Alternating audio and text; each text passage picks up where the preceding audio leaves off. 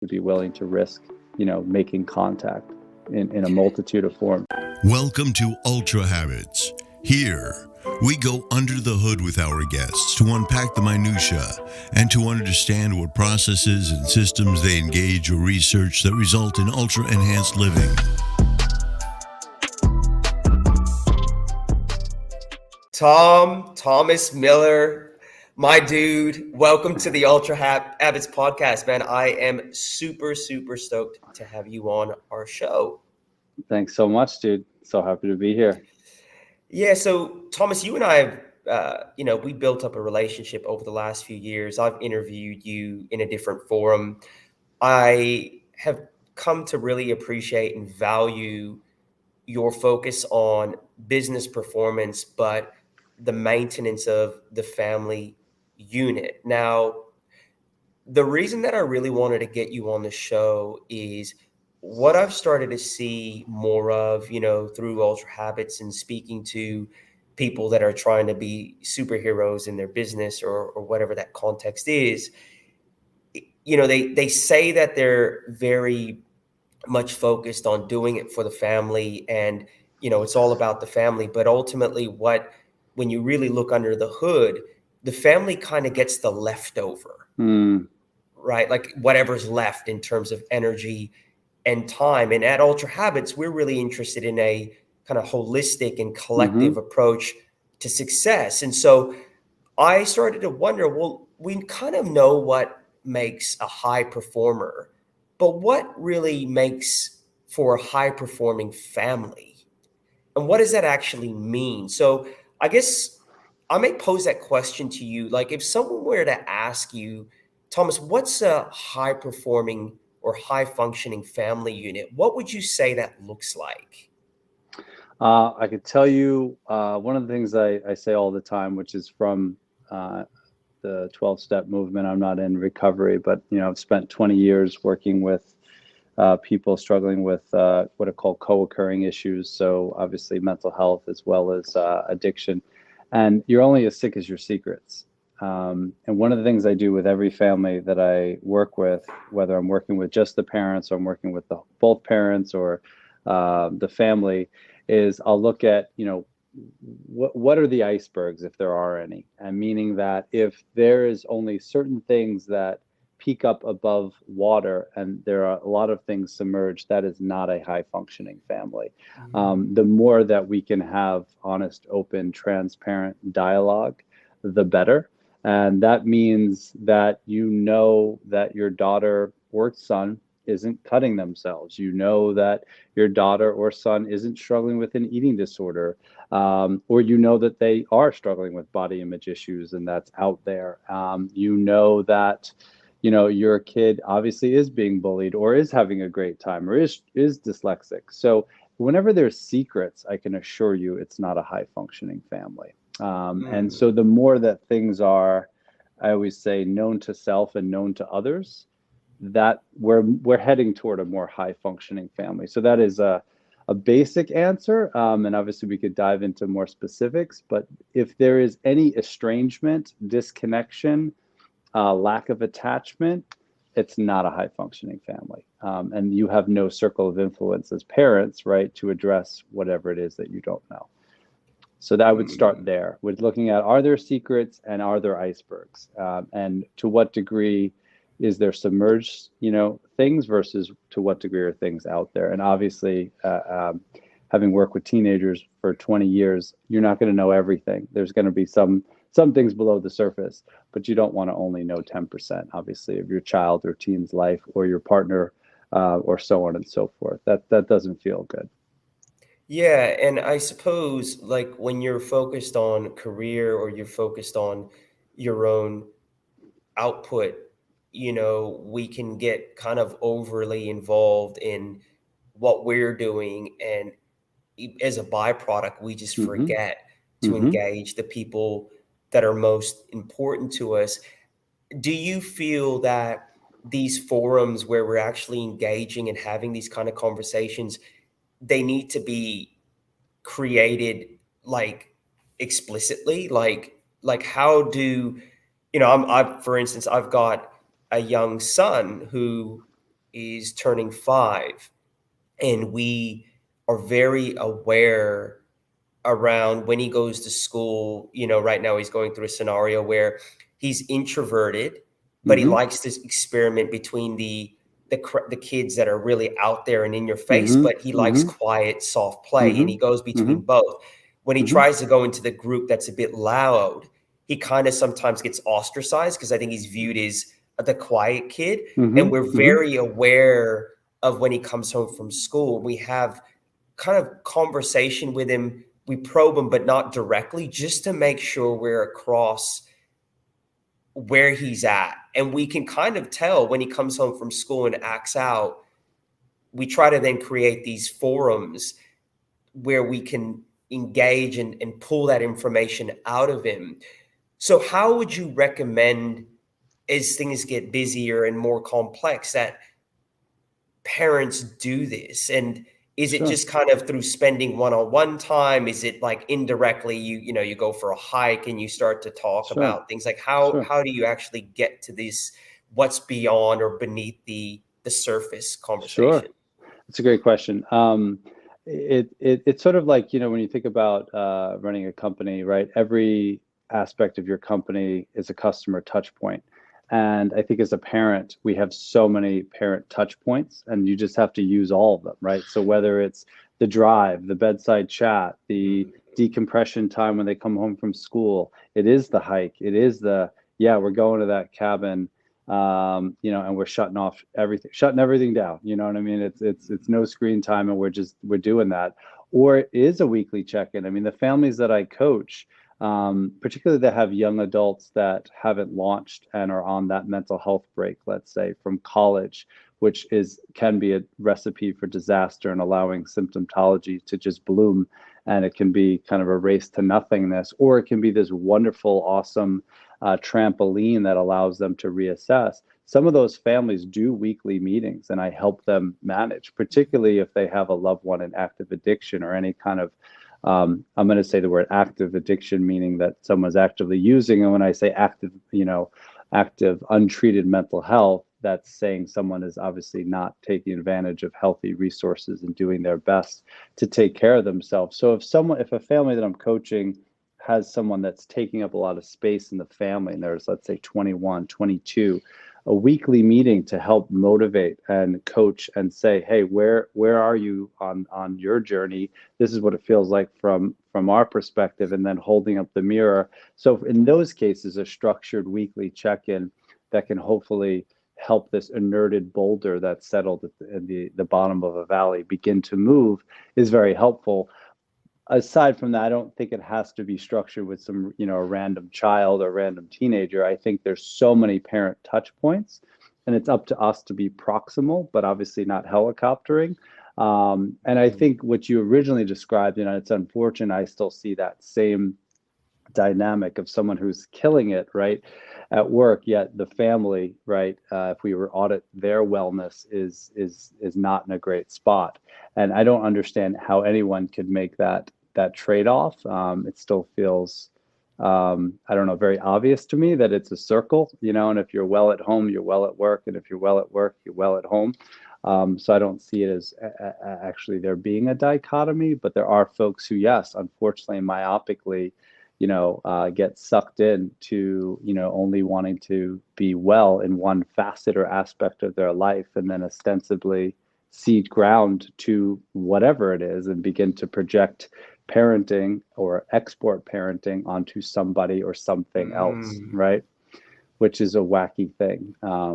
So yeah, but there's so many opportunities. And it takes courage, particularly with a teenager who's like, get the F out of my room, you know what I mean? Or get out, or, whether they say that literally or they say that metaphorically with the caution tape, so to speak, across their door. It's up to us, right, as parents to be vulnerable and take our own internal temperature and use words like, I could be wrong, however, this is what it looks like, feels like, smells like, etc. And just be willing to do that and really reach for the heart, as well as, of course, which we could certainly talk more about, what are some actual effective behavioral, positive and natural negative consequences. But yeah, we have to do that. We have to be first attached and then we have to be willing to risk, making contact in a multitude of forms. There's a question on the back of something you've just said, but something that's also been playing on my mind for a while. I saw an article the other day, and I can't stop thinking about this kid. He's 12 years old. He committed suicide. His sister found him hanging. And they Horrible. knew, this beautiful boy, the parents of the bully and the parents of this kid knew what was happening, and the school. I don't understand how it got prolonged, but It's horrible. I have a question that I guess is two-part. Do you feel that as a family unit, people are starting to place more responsibility on the systems to prepare their children versus them preparing their own children? Like, you talked about exporting that responsibility. I have a view on that. I feel that we are, but I'm not a professional. And then the second part of that question is, with what we're seeing in schools where kids are now, it's acceptable for them to hang themselves at the age of 12. Are we seeing an increased pressure on kids, or is the pressure still the same as the 80s and 70s, but the kids are ill prepared? Like, and is that a function of parents actually preparing their children less? Like, I just want to know the connection between all that and your view on that. Those are two huge questions. Let me start with the first one. Is there more exporting going on? So one of the first things I do with any family wellness coaching client or parent coaching client is I say, take out a piece of paper, draw a circle that takes up at least half of the page. And we're going to identify all the things in your circle of control that you control vis-a-vis your family and or your child. And almost always families will come up with 4 things. By the time we're done, they have 32 things that they've never even thought were within their control. So yes, I do think families don't understand, and control doesn't mean be controlling. It just means have influence towards said thing, from everything from boundary setting to expectations to what you eat in terms of what's in your fridge. What are you modeling? Last night I was done with my clients. It was 6:45. We happen to live in a town that has a lovely turf field, which is not covered in snow right now, which is awesome. And it does not have lights, but I have car lights and we have street lights. And at 6:45, I got home and was like, let's go. We're going to go train because they didn't have practice last night. And we went out, my sons and I, and we had a blast, and I pushed them like crazy. And they pushed me, and, and that's a wonderful time to deepen our relationship and also really push them. So we control so much as parents, from what we feed ourselves to what we feed our kids, how we communicate. Do we follow through? Do we not follow through? Is our word our bond, etc. So do I think families take extreme ownership of their circle of control? No, absolutely not. Do I see much more projection towards something outside of themselves? Yes, I think there is less extreme ownership, and by proxy, yes, I think that's where I come in, right? Is to give power back to the family. What I always try to help families understand is that children push against the walls looking for where they end and their family begins. That is actually part of any healthy separation and individuation phase, which is the absolute major thing that any teen must do. They have to separate and individuate.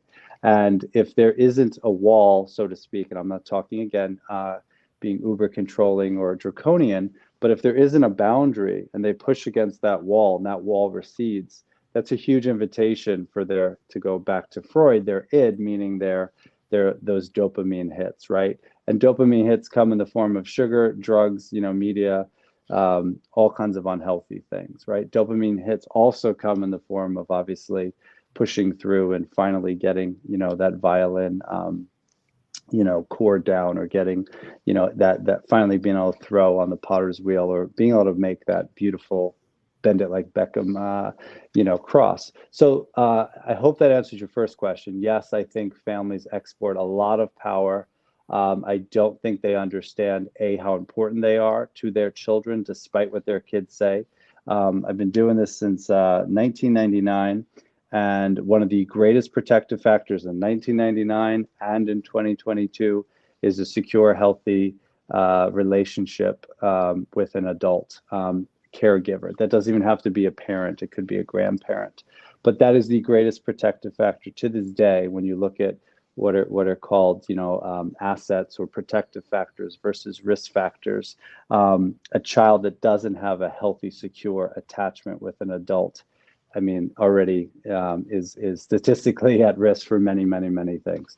So pushing into that relationship, going deep, reaching for the heart. I always say to families, you have to have a clown nose. You have to have a shoulder to cry on. You have to have a hammer. And I'm talking a Thor hammer, which I have. And some of these families I work with have ball peen hammers. And it's like, we need to get that Thor hammer. You know what I mean? Because you got to have the Thor hammer, and you got to have the joke, and you got to have the, like, I don't want to hear it. And you got to know how to actively ignore, and you got to know how to, like, stop everything. And because this is serious, and it's all of those things. And it's a lot like being a CEO. You have to have situational awareness. You have to know the right tact and tone for that, staff or that child in that moment at that time. So it's the hardest job in the world. Your second question, Tom, just before you go into my please. second question, yeah. Why do you think in society, at a societal level, families have started to outsource that level of influence to society versus them doing it themselves? Like, I guess what I'm saying is, in the context of what you just said, it would then mean that the family unit is not as strong generally as it used to be. Why do you think that has happened, or how has that happened? Do you have a view on that? I do. It's I don't want it to be black and white. I remember, did you wear seatbelts in the back seat of the car? No, I don't really remember. When you were a child, like, no, I don't. Yeah, I think I didn't. You look at a playground for children, back when we grew up, it was like concrete and like metal, So I don't want people to hear this and think that parents as a whole are less connected. I think on some level we've done better, this generation of parents, and maybe the next generation even more so, and raising the EQ and being more connected. I think that there is just so much stuff. I think there's a saturation of just distractions and stuff, and everyone is unbelievably busy, right? And so I think that it's easy, right, to just export. It's easy, right, to watch the video of somebody working out versus just going and working out. How many people are preparing to, right? There's so many people who are analyzing, paralyzing, right? Versus just doing. So with families, I always say action over everything, right? The perfectionist is really the procrastinator in disguise, right?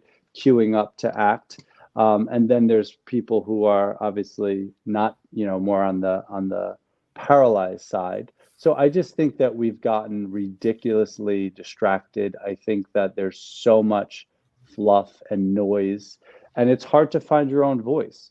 One of my favorite activities that we used to do when I was at an addiction treatment center and I was the family wellness director is there would be a minefield, and we would have families walk through a minefield blindfolded while their loved one was giving them advice to navigate the minefield. But while they were in the minefield, there was all these other families giving their other loved one instruction, and it was very difficult. And then we as the staff would be yelling, distracting things in the midst of this exercise to try to put them in this place that's where we all exist. The morning routine, as I'm sure or the afternoon or nighttime routine, or just the getting to and fro dance or soccer or whatever it is. There's so many competing voices. And I think we have a hard time trusting our own instincts and trusting our own voice, as well as I think, again, we don't, really narrow down and have the optics for what is it I'm trying to achieve, and let me reverse engineer. So, my wife and I are clear as to we're trying to raise resilient kids. And do we make mistakes every day? Absolutely. However, we know what resiliency looks like. And I'm fortunate enough to have worked with families from the Middle East, all over Europe, all over the United States. When I was the clinical director of a wilderness therapy program in 2008, 2011, we had kids from all over the world, and resilient kids look the same and non-resilient kids look the same, right? So to answer sort of the second question, I think what's interesting right now is there's a lot of emphasis on mental health, which is awesome. And we've done a good job destigmatizing, and we have work to do, of course, destigmatizing mental health and addiction. However, what I always try to help families understand, and the school system by proxy, is you can be empathic and you can be trauma informed without accommodating. Okay, now this is important. Empathy does not mean accommodation.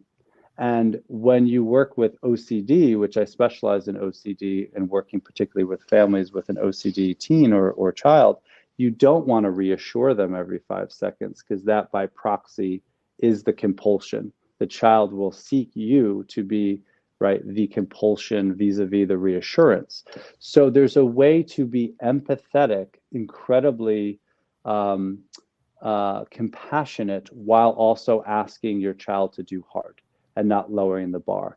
And I think we're in a weird place, to be honest, with the schools. I'm not blaming anything on the schools, but we're trying to figure out how do we meet someone where they're at in a culturally competent way, and culturally meaning culture, race, of course, sexuality, gender identity, but also from a diagnostic standpoint. And not everyone understands that basically accommodation, and I'm not talking, my wife's dyslexic, so I'm not talking about a 504 plan or an IEP where someone has extra time. Those accommodations for a child who meets any kind of criteria is wonderful.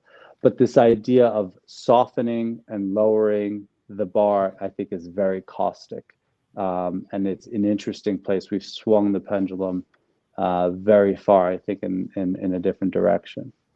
And do you think that this has resulted then in kids being prone, again, to that second question? And, this is an extreme circumstance where a child has decided to take their own lives. It's brutal. It's brutal. How do they get there, Thomas? Honestly, I don't That's understand. It's such a big question. I mean, put it this way: if you have intractable depression, intractable meaning that you've been through myriad treatment modalities, my heart goes out to that person and by proxy that family. If you have bipolar, if you have schizophrenia, anything that's organic, meaning that is not contextually based or situationally based, right? You're on an island, versus you're here, you're there. That's so difficult. And I obviously don't know any of the circumstances surrounding that case. In my career, unfortunately, I have absolutely, seen younger and younger kids in the time I've been doing this work, without a doubt, expressing suicidality or suicidal ideation. And again, there's layers of acuity, from scratching to carving to burning to things like that, in terms of self-harm or in terms of the level of need. One of the things I just will say, I mean, just as a PSA to any parent, I just did this today with a parent coaching client, is their child, who was about the same age, did express very low acuity, meaning not a high risk, passive death wish, no plan associated with that, right? I said, you have to take your son to the hospital. And here's why you do that. Because number one, we want to teach our kids to be impeccable with their word, which is one of the 4 agreements, which is a great book. We want our kids to have integrity. We don't want our kids to be the boy or girl who cried wolf. And so you can say, which I coach them to say in a very loving way, just so you know, and they were now in a different space, and it really had more to do with manipulation. But I said, in the future, if you have any concerns around being able to keep yourself safe, and you're being casual with your life, which is the most precious thing in the world, we're going to bring you to a place that will not only keep you safe, that has trained professionals that can support you, and give you tools so that you can heal yourself. And we're going to take you to the hospital. If it is manipulating, I assure you, after sitting in the ER for maybe hours, and not necessarily having the most amazing experience in the world, even if that child recants whatever they said, it's still a great frame of reference for them. It tells them that, you know what, when I'm in need, mom and dad, or mom and mom, or dad and dad, or whomever, are there for me, and they take me seriously. So I don't need to go to the umpteenth degree. I don't have to, right, metastasize my symptomatology to be seen and to be heard. So it's a really powerful thing. And if they obviously are manipulating, I assure you it wasn't a great night. You know what I mean? They Yeah. didn't get much out of it. So, Yeah. yeah, it's a very complicated. I mean, we don't have that much time to talk about managed care and the need to increase access and all kinds of boundaries and things like that. So it is a weird place. The thing that I keep trying to help families understand is we need to be leaders, right? Leaders create more leaders, and we have to, again, have the optics or have a vision board of what it is we're trying to inculcate and who we're trying to develop. It doesn't mean controlling or cajoling or contriving an outcome, but ostensibly, what are the habits? What's the core that we want a child to have? And if we see from an audit standpoint, that they're kind of receding, let's say, or they're not able to level up to the developmental appropriate challenges, we need to step in and we need to support that. Your son being a hybrid, let's say, your son sounds like a Tesla. He's a great, awesome, amazing vehicle, but he needs to recharge. And that's a beautiful thing. And we are neither introvert nor extrovert.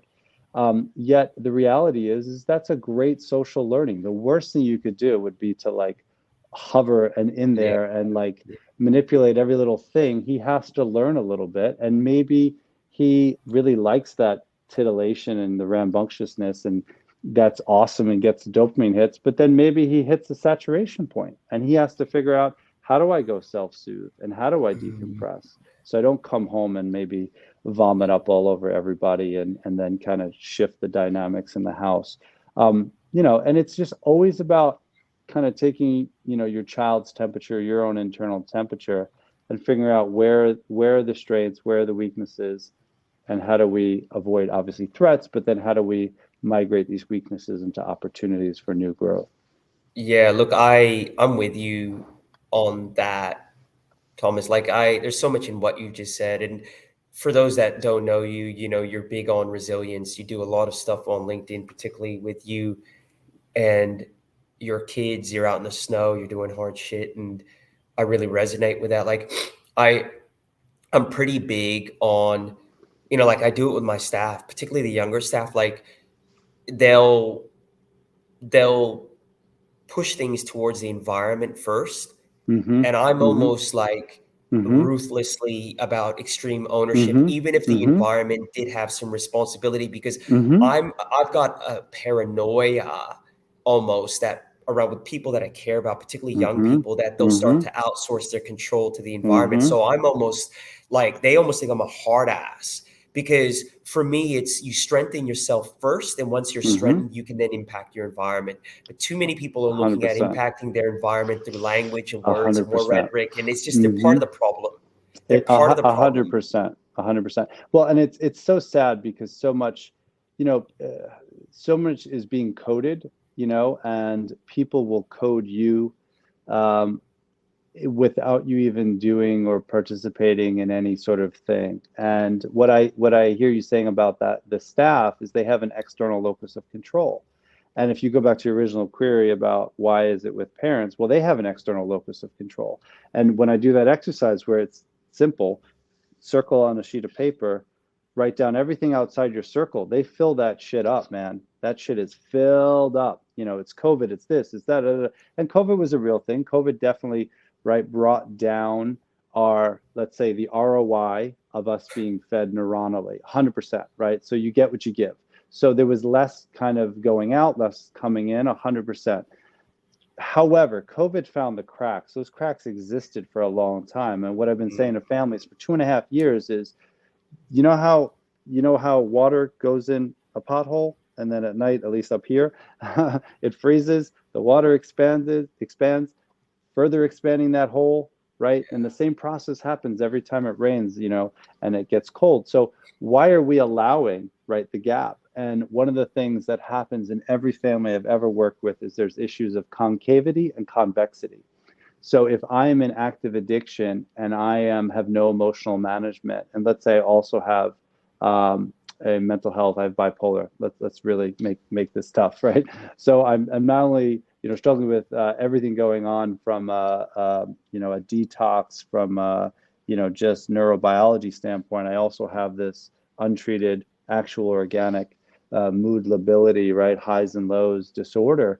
I'm going to be going, without a doubt, convex into my family. I'm going to be having poor self-monitoring, poor self-control, right, in their face. By proxy, they're going to go concave, right? And you'll see this happen in every situation where if somebody is going out, right, because they don't have good, again, inner, like you said, inner controls or inner discipline, that's a problem. And if someone by proxy also is going concave and allowing whatever outside is happening to influence them, that's a problem too. So we don't want to have issues where someone is ostensibly, ceding ground as a parent and allowing their child to go into them, which I see every day with oppositional defiant kids who are very entitled, who don't know how to accept no as an answer, who again are actually uncomfortable with how large their world is. And I say all the time, you have to bookend the world, these kids.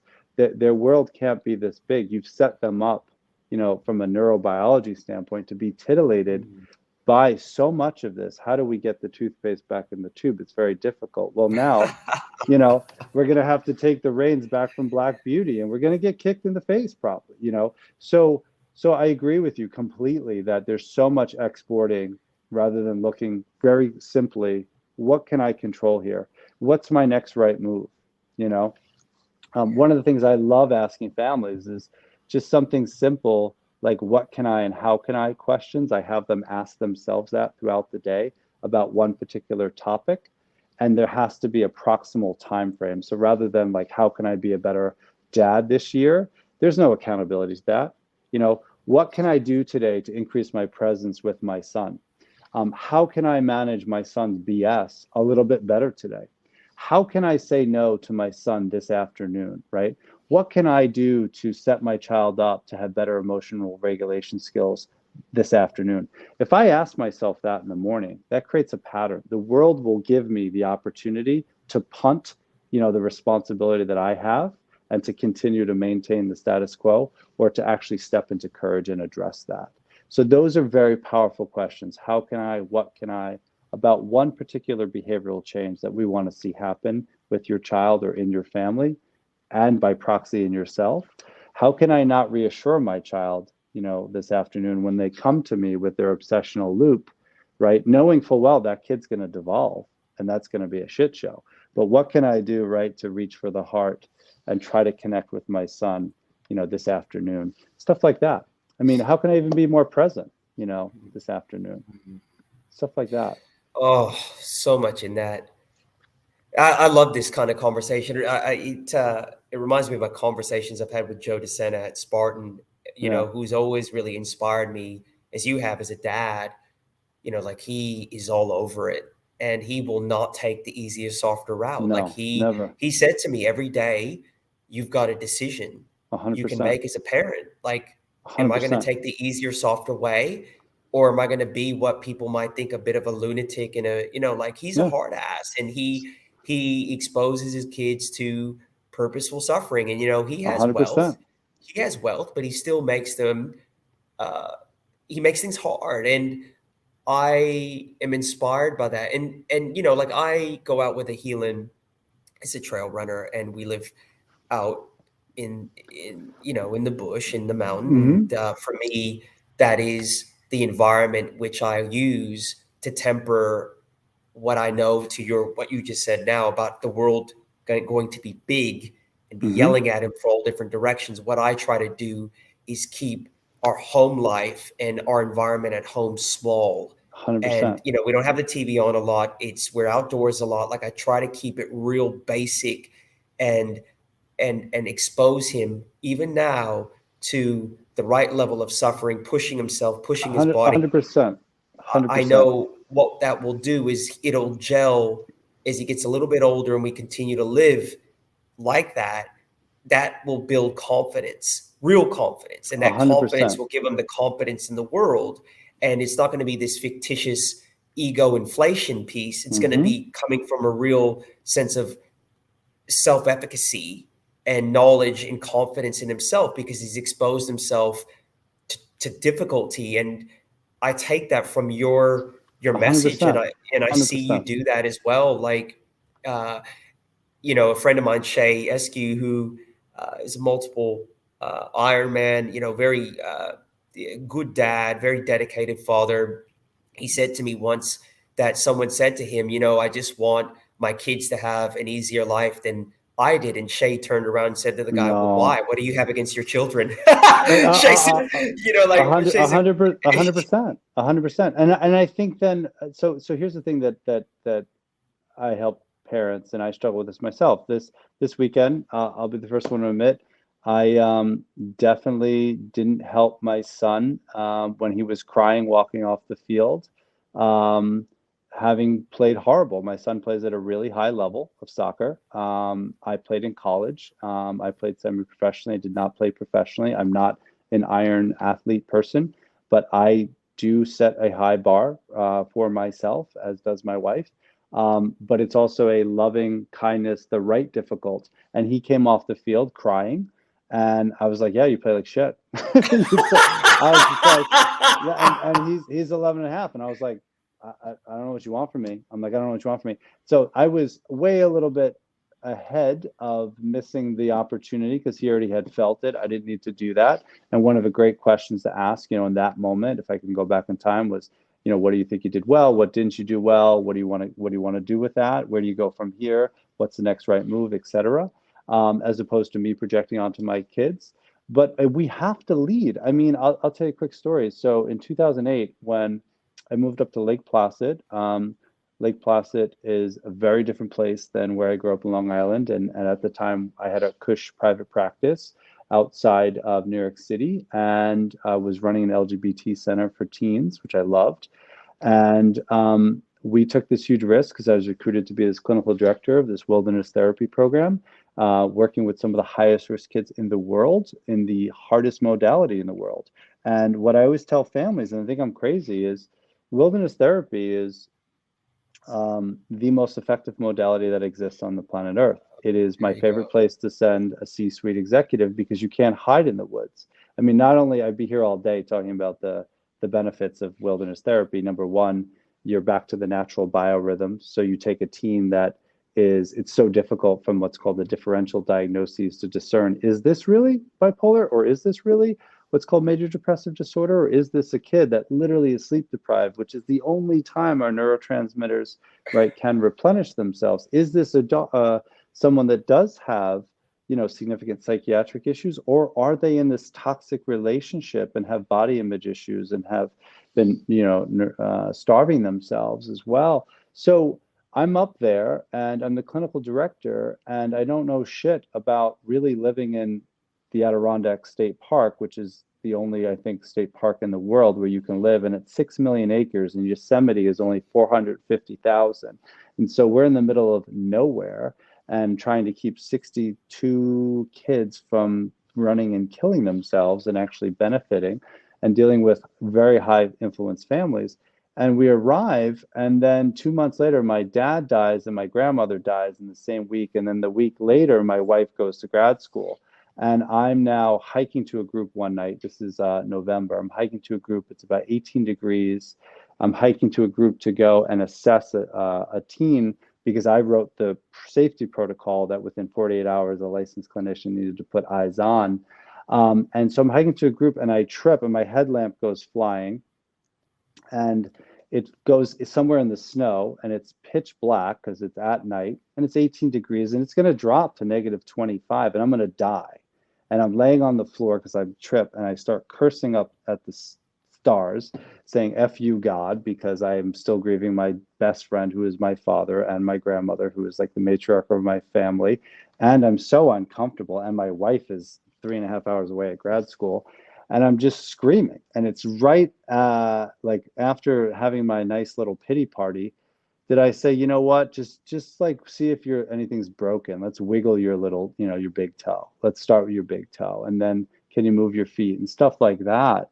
And then on my hands and knees, like a child, like searching through the snow, eventually I see this little bit of light after, getting through the snow. And then I go and hike 2.5 miles to a high risk teen and de-escalate them, assess them, and then hike like 4 miles back to my car.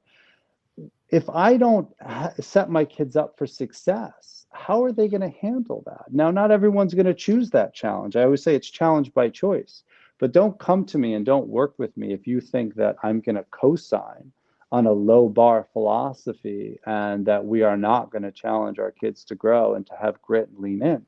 By proxy, this 2 years ago, we went to the Adirondacks, just my boys and I, and we did 2 high peaks. Again, I'm not, Mr. Iron Athlete guy, and I'm not sitting here. These aren't accolades about titles or what have you. But we did 2 4,000 peaks in one day, and we get to the trailhead, and my kids are wearing Keen sandals, like the strap sandals. And they go, I don't have boots. And I go, that sucks for you. And I'm like I set them up for success. We've done this a million times. They have beautiful, awesome, hiking boots. And earlier that day, I had packed everything else for them. And I was like, you guys just got to have your hiking boots. That's it. Hiking boots at the door. Sure enough, we get there. They have sandals. They did 2 4,000 peaks, 4,000 peaks, right? And even if the process is mired in push-pull, it's the other thing I say all the time. People come to me whenever I do discovery calls, and I say no. I say no probably 80% of the time to any coaching client. And people are flummoxed because these people are people who no one says no to. And I'm like, you're not ready. Like, you're not ready to really lean in and take a look at yourself. It's like people, they say all the time when in these discovery calls, I just want to be happy. I want my family to be happy. My response is, fuck happy. Happy is a fleeting feeling. And I say this all the time. You're trying to maximize joy, right? Without maximizing all the uncomfortable feelings. There's really only comfortable and uncomfortable. And when the tide comes in, it raises the $32 million or whatever, $1 billion yacht, as well as it raises the 15-footer. So we have to be okay with all feelings being raised. And that's the same thing that we need to do as parents, is we have to allow our kids to feel more fully. And this is a very controversial thing I'm about to say, but I say this all the time. We have a hard time feeling shame. I'm not about shaming anything. And I'm so glad we're destigmatizing and reducing shame for anybody who's ever had to raise their hand and say, hi, I'm so-and-so, I'm in recovery, or I'm an addict, or, I need to go to treatment. We need to reduce shame and all barriers to someone accessing support, without a doubt. However, shame is just one feeling. And I said the other night to a client who is overweight and has some other issues and they're trying to address. And I said, the moment you set foot on that treadmill or that trail or that whatever, you are going to experience shame and a little bit of embarrassment. And we have to be okay with that. Yeah. We have to learn how to feel uncomfortable better. That ostensibly is what wellness and recovery is.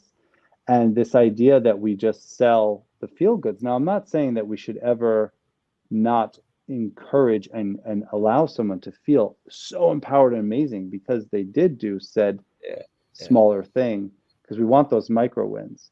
But the idea that shame or feeling bad, that's the weirdest thing going on right now, is that there's a little bit too much of this, I want to just be happy.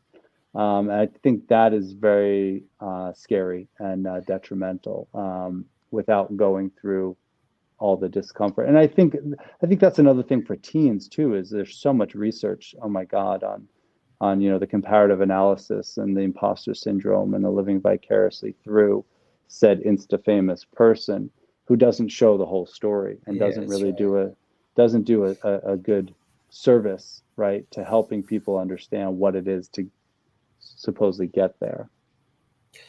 Yeah, there's a lot in that. And just one comment I'll make before I move on to one last question.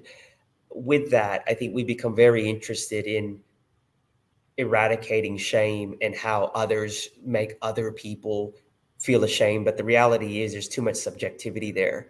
Someone's always going to feel shame sometime. And so the question is, do we try to eradicate shame, or do we realize that shame is just one microsecond of a feeling, 100%. part of the human experience that will never go away because it's part of how we evolved? And I think that's interesting that you bring that up. So I just want to move to one last question before we wrap up. In this whole piece of trying to manage kids and family, how do we, like, I noticed with my wife, we call each other mom and dad. And we don't have a problem with that. We joke about it, but like, how do we maintain our relationship with our spouse as the dynamic is now shifted to partners in parenting? Because I think this is where a lot of people's sizzle fades, and they realize 10 years later, once the kids are 18, we're not really into each other anymore. Right? Like we've been business partners in this transaction. Totally.